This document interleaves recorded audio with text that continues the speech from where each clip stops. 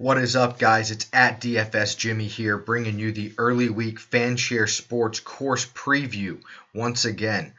This week we have the U.S. Open on tap, being contested at Shinnecock Hills, a brutally long par 70 that we're going to get into this week. It is going to give the players plenty of fits for the season's second major, and Shinnecock is really a fitting golf course for this to be contested at, a quintessential American links style course, among the most prestigious in the world.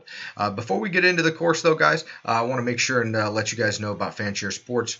They aggregate all of the sentiment from around the league, or from around the industry. They put it all together in one place for you: the start calls, the sit calls, the confidence ratings, the projected ownership, along with the course history form, and everything else, all for free over there for you this week.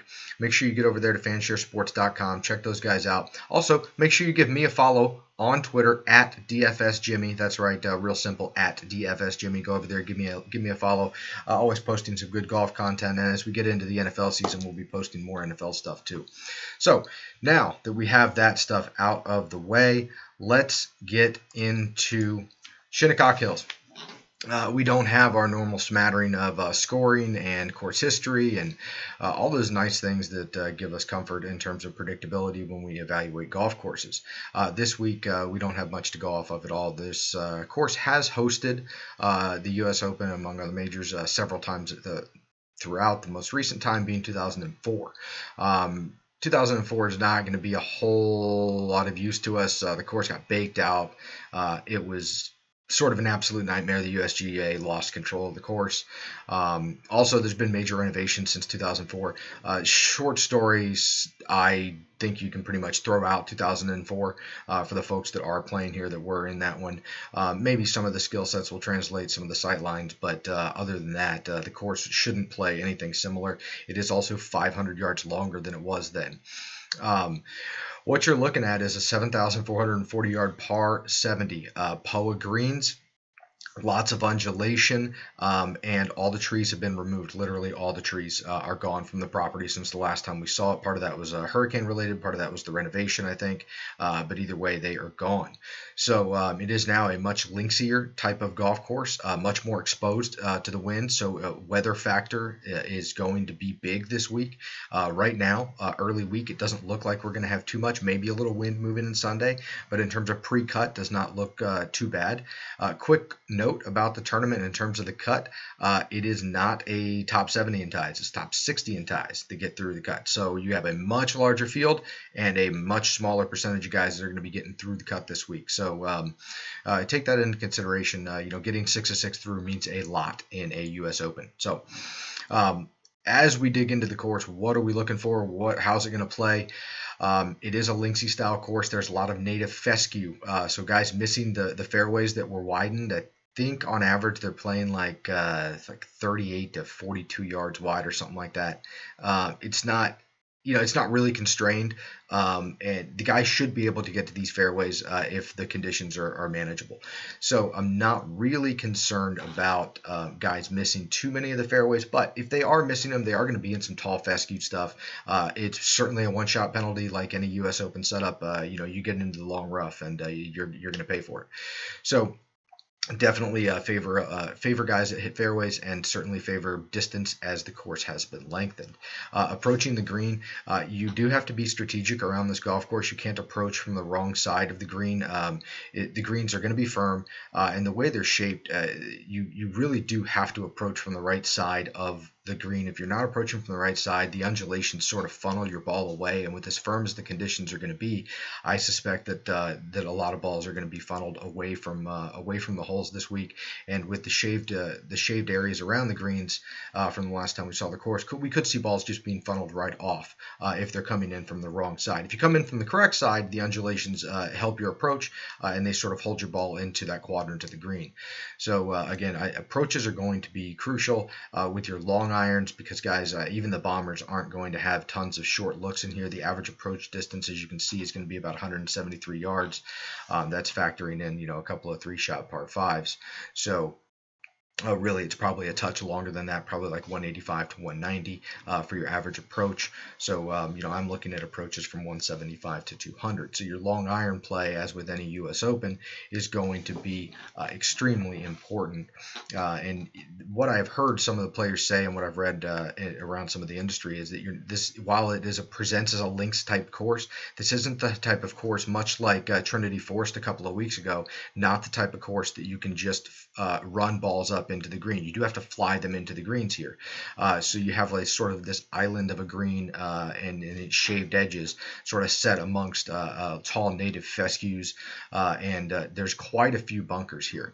One of the things that the USGA did that sort of tailored this course for the Open is they trimmed some of the widened fairways. They trimmed those in with some rough a little bit, and to make it so that players will have to challenge the bunkers off of the tees a little bit more in order to find the ideal line. So the bunkers, both fairway and around the green, are pretty gnarly. They are going to come into play this week, and you are going to see some pretty spectacular sand saves. The bunkers are very deep, as with any U.S. Open.